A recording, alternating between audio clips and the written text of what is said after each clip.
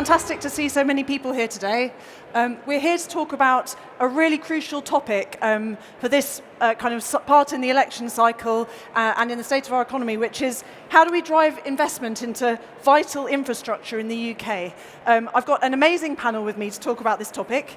Julia Prescot, who's the Deputy Chair of the National Infrastructure Commission, Ben Wilson, who's Chief Strategy and Regulation Officer at National Grid, Chris Skidmore, former minister who put net zero into legislation, and Jonathan Brearley, who's the Chief Executive Officer at Ofgem.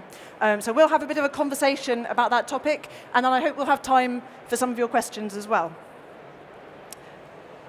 So I'd like to start with questions to the speakers on what's the current state of the UK's infrastructure investment landscape, and what do you think the biggest challenges are? Starting with Julia. Yes, well, I think it's good afternoon, everybody. I'm from the National Infrastructure Commission, and the National Infrastructure Commission has just issued its second National Infrastructure Assessment, which looked very closely at the number of issues we're going to talk about today. Joanna, I think in the last session, mentioned some of the figures, and perhaps if I can go through them in perhaps a little bit more detail, because they are very significant. The NIC figures for energy are for a requirement of 25 to 35 billion per annum over the next 25 years. And that's additional renewable generation, it's more flexible sources of generation, hydrogen, gas plus carbon capture and storage, batteries, doubling grid capacity. It's 60 gigawatts of short-term storage capacity, it's 30 terawatt hours of long-term generating flexibility. And water is another huge area of investment, and we're looking at 12 billion per annum again, 25 to 2030, and then 8 billion per annum, 2030 to 2050. So these are very, very significant investment funds. But one of the things that you'll see from the assessment is that actually, whilst this increasing investment needs to be financed by households and businesses, our analysis shows that a transition to a low-carbon economy will actually lower infrastructure costs for households. They will lower, over the long term to the 2030s, by around £1,000 a year. So whilst investment is needed up front, the outcome of that investment will be very positive. Now, across the board, again, and these are total figures, per annum, 55 billion per annum during the 2020s, 70 to 80 billion per annum during the 2030s and 2040s, and then a lower amount after that. I want to make the point that half of this investment will need to come from the private sector. It's around half, and because of that, they need to feel that the UK and the UK's infrastructure requirements are a positive area for them to invest in. And we have to cover this, and I hope we'll talk about it today. They will need investable business models, and these need to be issued at pace. We also need to offer partnership. We can't have private and public at odds with one another. And finally, we need to be pragmatic. Infrastructure is long-term. Political cycles tend to be short-term. And we want to make sure that our continuing investment goes over political cycles, and that we could also get people, as the Chancellor said, people talking about what it is that they want by way of low-carbon infrastructure investment. So it's very quick, as I say, it's all in the infrastructure assessment, and that should give you a very clear idea of the infrastructure needs of the country. Thanks, Julia. Some recommended reading for everyone then, I think. Ben, how does National Grid see the challenges? Yeah, thank you, and pleasure to be here this afternoon. I think the first thing is to say that we start from a good place, and the UK has a very strong track record of attracting private capital into the sector, and I would point to Ofgem's regulatory regime still being seen as a leading regime globally, and I'd point in particularly to the regulated asset-based model and the contract for difference model as two very, very successful large-scale mechanisms. So we start from a good place, but we do face a number of challenges.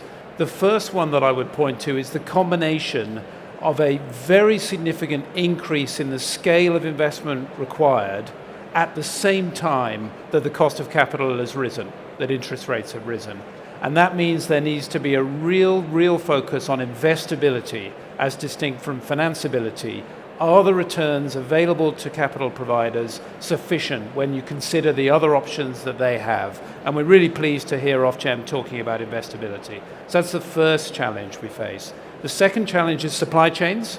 A consequence of that scale is supply chains are very tight. We have to be able to offer long-term certainty to supply chains so that they can create new capacity to deliver for us.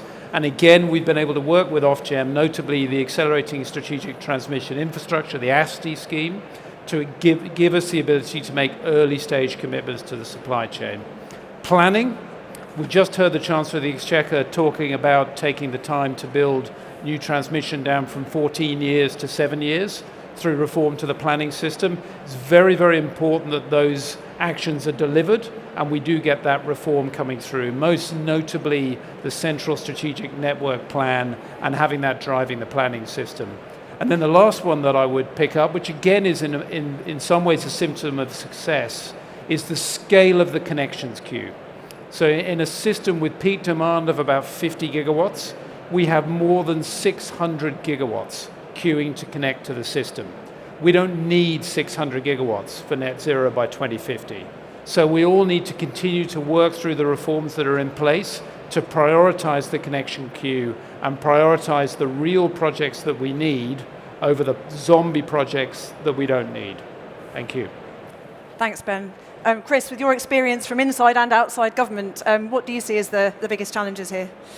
So we're all here today because we understand net zero and the energy transition is an opportunity that the net zero review that I came to speak about this time last year demonstrated there's up to £1 trillion worth of inward investment opportunities available in the UK across the transition, 480,000 new additional jobs. The economic case is there. Obviously there are some challenging headwinds that Ben's spoken around in terms of how to deliver that investment.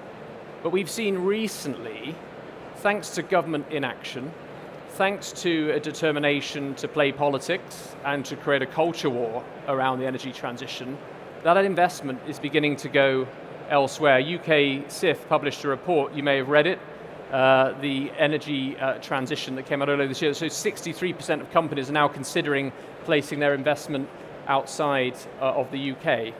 Net zero has gone viral. We have the US with their Inflation Reduction Act, having demonstrated for every dollar of public money that's been spent, $5.47 worth of private capital investment coming in. We see in the UK, in the EU, with the EU Green Deal, or in Germany, long-term investment strategies in place.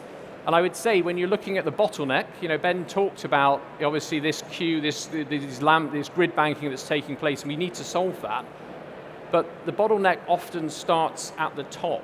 And the reality is that we have at the moment a government that is not willing to recognize this mission-based opportunity to deliver the long-term certainty and consistency of policy making. You look at the rollbacks on electric vehicles, you look at the rollbacks on private rented landlord energy efficiency standards, which is going to cost £8 billion over 10 years. And you look at why would private investors necessarily want to come to the UK when they don't know necessarily what is the consistent approach that is being taken at the government. So we need that long-term certainty. One of the recommendations that wasn't taken up in the net zero review was actually to have an investment roadmap. If we can have a plan in place, then we know what investors will seek to put their money in.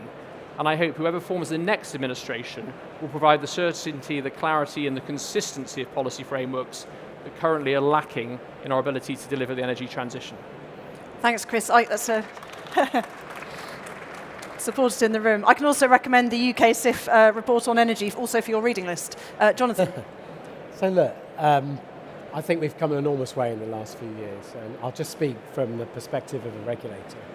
So now the Ofgem board are very clear that we have a massive investment challenge, and meeting that challenge is absolutely centrally within the interests of the consumers that we work for. So we know we have tens of billions, hundreds of billions of pounds we're going to need to put into the network. And I think already that has created a conversation with National Grid and with the wider investment community, which is much more pragmatic than it would have been, say, 5 or 10 years ago. And that's kind of step one. Now, there's all sorts of detail around how we do that, what the frameworks are, what the regulatory decisions that we've got to make. But in my mind, it comes back to a very simple compact. If we are going to get this volume of investment through, if we are going to make sure that customers get the best possible they can out of the energy system, then we need to work in the right way. And in my mind, that kind of means three things. So first of all, yes, as a regulator, we know we need to unlock the investment that we need. But in return for that, we need delivery. We need to make sure that the dates committed to are met. I fear for the Ofgem in 10 years' time that's justifying £40 billion of investment, but yet to see the new transmission infrastructure that we need. And equally, we need customers to be treated well and standards of service in general to be high. In my mind, good policy and good regulation is incredibly important. But a bit like the Chancellor said today, if we don't have that wider public compact that's maintained around this, then that becomes very, very hard to sustain. And when I joined Ofgem in 2016, we had a row with National Grid on returns and on costs and everything else, and I think that ultimately led on both sides to quite a destructive place. So if we're going to make this journey in transmission, in generation, and indeed in all the things we need to see, we're going to need to have a stronger understanding across the energy community that ultimately we have to serve the customers we serve. And if we don't serve them well, at some point this will fall over. Thanks, Jonathan. Could we stay with you for a moment, talking about that public compact and increasing the understanding of what's needed? How do you think we start that conversation? Well, I think there's a part of the energy transition that has always been a bit like the forgotten child, the middle child of the whole thing, and that's our retail sector. That's the people that day by day are selling our energy and persuading us to do things differently in our homes. Now, this is highly mathematical what I'm about to say. We need at least this much investment, and that investment is enormous. If we don't have a retail market that persuades us to use our energy differently, that becomes about this much, and that is impossible. So if we are going to have a different relationship with the population, we need a retail market that is making sure that we're building very compelling offers to customers and say to them, if you have an electric vehicle, charge it at a time when it's cheap. If you have a heat pump, make sure you use that heat pump efficiently when energy is going to be available. So for me, I think there is a big conversation for all of us. Politicians are key to this. We have a role to play. The industry has a role to play. But it's what customers see on the ground that's going to make a difference. Thanks. And then come back to Chris, linking that to your point about long-term certainty and creating the space for investment. How do those two things connect? So I think the big challenge we've got is that investors and companies take decisions in decades, not in years. We have seen far too many pots of government investment, which particularly local authorities have to compete again. And if we need to decarbonise, having this opportunity to do it, we need to do it now. So actually the funding structures that are in place to incentivise change need to be altered. I think that we need to get out of the tyranny of the spending review above all. As I said, if Germany's got a 10-year hydrogen strategy worth £10 billion, we've got a hydrogen fund over 3 years worth £243 million, we're going to be in trouble. And that flight, that capital flight that is beginning to take place is here. It's a reality. We can't just talk the energy transition into happening. So having these opportunities to create structures, regardless of who's in government, also to devolve actually the transition to mayors, to local authorities more effectively, can be really powerful. UKRI published a study that shows if you have a place-based approach to net zero, you can deliver the transition billions of pounds cheaper and potentially create an additional £400 billion worth of benefits. So those are things that I would focus on. As I said, an investment plan is needed. And to add what Sir Jonathan, we need a public information strategy. Government has refused to give us a net zero strategy which is going to be able to take the public with us. It's there in France, it's there in Germany. What is wrong with taking people with us on this transition journey, just as previous governments did when we got off of coal gas, just as previous governments did when we installed gas boilers instead of coal hearths. It's been done in the past. We need to do the same again. Thank you. Ben, what do you see as the most important strategic interventions that need to be made to unlock investment? Yeah, thanks. I think following through on some of the things that were announced in the autumn statement are really, really important. I'll start with planning, and that is both system planning and then planning permission so that we can get things built. And the autumn statement and the policy platform announced by Ofgem and the system operator have the concept of a strategic spatial energy plan, which should actually form a view on Where will the sources of supply be? Chris talked about place-based net zero. Where are these new sources of supply going to be? Where are the strategic sources of demand and supply chain? That should then drive permitting. What networks do we need? That's the Central Strategic Network Plan, which should again then link to the national policy statements in planning law, so those need to be refreshed once the CSMP has come out. That gives everybody a roadmap to build against, and that can trigger the needs case in the regulatory system, for example. On the regulatory side, I've already talked about the need for investability and an appropriate cost of capital reflecting the scale of what needs to happen. We also need signals established early through the needs case, and we need a flexible approach to costs so that we can make early lead cost items before full project costs are known. ASTI gives us that, and we need to build some of those things from ASTI into the wider regulatory regime. Then probably the last thing that I'll mention, which hasn't come up yet today, is skills. And we are looking forward to the government's Green Jobs Plan coming out. There is an enormous opportunity for us in this country to build the supply chain of the future, to create the jobs of the future, and we need to be really, really thoughtful around how we do that. And I think that is a real role for government and industry working together. Thanks. Julia.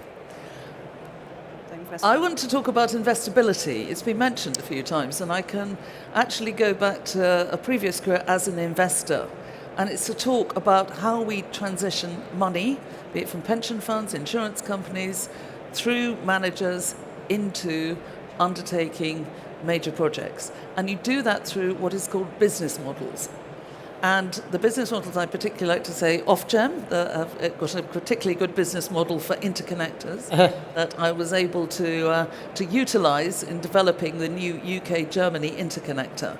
And that is going in the ground now. But we need other business models in other sectors that allow investment to be funneled into very key areas. I think long-term storage was mentioned in one of the previous panels. We have a whole series of pump storage hydro systems. The business model for that was first discussed in 2020. It is still being consulted on, although it's moving forward in 2024. The same thing with onshore transmission systems. The consultations have taken place. The first project should come out mid this year. And we need to speed up the evolution of these models. We need to go for pace in putting these models on the ground. Pace, not perfection, because otherwise a lot of the investment that we require is going to take much longer. I'd also like to echo what's been said about planning, and that's a particularly important point for the National Infrastructure Commission. Planning has gone, since the introduction of the 2008 Planning Act, it's gone from 2.5 years average to 4 years.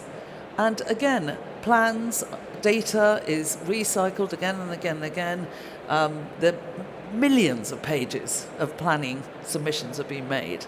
We need to streamline that. The Planning Inspectorate, who is dealing with all these matters, needs better data coming into it. It's more straightforward access.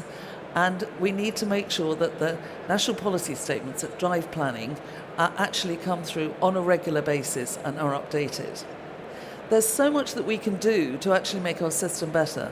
The better we make our system, despite the IRA in the States or Repower in EU, is still going to bring investors to these shores. But we've got to be stable in our approach, we've got to be very clear and very capable of delivering. Thanks, Julia. We've got some time for questions from the floor. I don't know if we have roving mics. I think maybe you just have to shout. Could you give your name and your organisation, please? Yeah. I was saying that in our Q&A, so we run Q&As for founders for free in this country 4 times a week. And in 3 years, we've had over 250,000 people that have tuned in. During these Q&As, we found that investors are not so keen in terms of investing money when it comes to Innovation Zero for 2 main reasons. One, because those ventures may be seen as non-profit or impact, or 2, not a big enough market. I'm one of those schools that believes that perhaps if governments would find a way to open up their supply chain to these ventures, then VCs and other investors may be keener to invest in such. So a 2-part question, if I may. Number 1, what can business do to convince government to open up that supply chain ledger? And 2, do you have any other advice how this can be sorted out? Much appreciated. Yeah, I'm happy to address actually more the second part, what else can business be doing? So National Grid, we have an internal corporate venture capital fund, National Grid Partners. It is one of the largest in the sector. We've invested more than $400 million to date in clean tech. And actually we find right now there's been a bit of a kind of recession in venture capital because of what's happened to interest rates, but actually clean tech within that is a preferred sector. So we see lots of interest still in clean tech. The key challenge for us is, we invest money, we deploy pilots into our business. What we need to do better and more of is then rolling out those new technologies to be large scale, to be BAU across our business. So the invitation from National Grid is, if you have innovative ideas to help with the energy transition, come and see us at National Grid Partners, bring us those ideas, help us to disrupt ourselves, and at the same time make your businesses successful. Thank you. Chris? I think there is obviously a challenge around size, and I think there is an opportunity to focus on regional investment models. I think when you look at now energy area transition plans that are in place locally, ensuring that the SMEs are able to give back to the local regions is really important, and try how to create regional investment models. I would say also, we've talked about the UK, but what's the role UK companies can play abroad also, in particular for the 2030 emissions reduction goals? Yeah, I think that for me, trying to, obviously, there are some technologies that are thinking far ahead, but if you can prove your ability to be able to deliver now ahead of how to halve emissions by 2030, I think that's absolutely vital. One of the things I'm doing now is actually trying to look at what we can do globally to help other countries reduce their emissions. We've got the sort of NDC revision process, the global stocktake, that's obviously going to come to fruition in Brazil. There are countries now looking for how they can meet their emissions reduction targets. That's why I want to see British companies get involved also abroad, not just in the UK. If they're queuing up to get involved and can't find the capital in the UK, there's nothing to stop you trying to be involved in that export market and that international supply chain opportunity. I've actually just set up, or helping to set up, an organisation called Better Earth, and you'll hear more about that probably tomorrow when we're going to be announcing some more of our leadership team. But that's going to be focusing on helping now to deliver energy transformation projects and transition projects that can be done in the next 70 months. 2030 is absolutely vital. If your company can prove what you can deliver for 2030, there are opportunities out there. If they're not in the UK, seek them elsewhere abroad. Julia? So just one final point I wanted to make on small startup companies. Often the idea is really good, but the actual manifestation and presentation of that idea doesn't sit with investors. They actually don't understand, or they don't see the business opportunity. And away from this particular discussion, one of the things, I also work up at the Port of Tyne, where we have an innovation hub, when we put next door to that an investment hub. And that allows innovators to come together and then get taught how best to present to investors. Because I think that's a very key part of it. Unfortunately, the idea is often not enough. Jonathan? No, I think fine. Another question, please. Lady in the jacket here. Hi, thank you. Molly Atherton from Regen. You mentioned local and regional a lot, which I think is great, but I'd really like to hear about how you think something like the new regional energy strategic planners can really help play a role in unlocking that local ambition. Thanks, Jonathan. I'll kick off. Yeah. So look, I mean, we've seen what the national energy system operator can do at a national level, and I think without a doubt everybody agrees that's catalysed a huge transformation in the way the country's infrastructure is going to be built. And what we need to do with regional energy system planners is do the same thing at a regional and a local level. Now the truth is it's going to be much, much more complex. As we start changing our heating systems, as we think about district heating, how you're going to charge your cars in urban areas, how you're going to make sure that the vulnerable aren't left behind. So in my mind, when you are thinking about that function, it's not a technical function and an engineering function on its own. It's got to be combined with local leadership. So what we hope happens is that local areas at different spatial scales begin to develop their own local area energy plans, and those are being amalgamated and then thought about in a way that allows us to do our job as a regulator and make sure the networks are fit for purpose and that transition happens. So I think there's an awful lot you can do at a local and regional level to make sure this stuff comes alive. So I went to Teesside and Humber and saw the CCS projects there. Now all of that genuinely is being driven at a regional level, and that needs to be part of the planning that gets taken forward. And that's a very different model from simply doing it all nationally. Anyone else on local and regional? One more question I think we have time for. Here. Thank you very much. Yeah. Angus Hill from WA Comms. Do you see a tension at all between creating an attractive investment environment and the question of consumer affordability? I think over the last year we saw things like debate around the hydrogen levy and who faces that. Where's that balance lie, and what's the role for regulators in those choices? Ben? I'm happy to take that from a network perspective. I would support the comment that Julia made earlier, actually. Our modelling shows the same thing that Julia said, which is actually building out the infrastructure for the energy transition will decarbonise us, but it should also reduce bills because it will reduce the amount of hours a year that the price of electricity is set by high-priced gas. And of course, it'll make us more secure as well because renewables are domestic energy. So I don't think there's a tension, and actually it's the other way around. If we can't raise the capital and we can't deploy it into the energy transition, we'll be stuck on gas and we'll be stuck on high wholesale prices and volatility and risk. Jonathan? So this is the regulatory dilemma, actually, and we are really trying to do four things in my mind. So we do have to think about affordability. I'll come on to the interaction between investment and affordability. We do need to think about security of supply. We do need to think about what customers experience. And of course, we need to make sure that we hit net zero.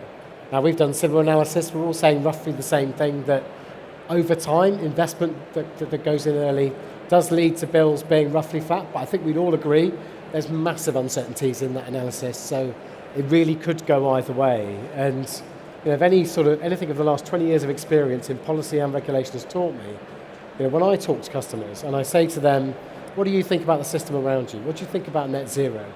Most people accept the argument for investment. Most people even accept the argument for the changes they need to see in their homes. But they have to feel that this is being done reasonably. They have to feel that this is being giving them value for money. And honestly, they have to feel they're not being ripped off. And so it comes back to the point I made at the start. We've got some very specific decisions. We'll always think about affordability and investability, and we're always going to have to hit a sweet spot to make sure we make that transition.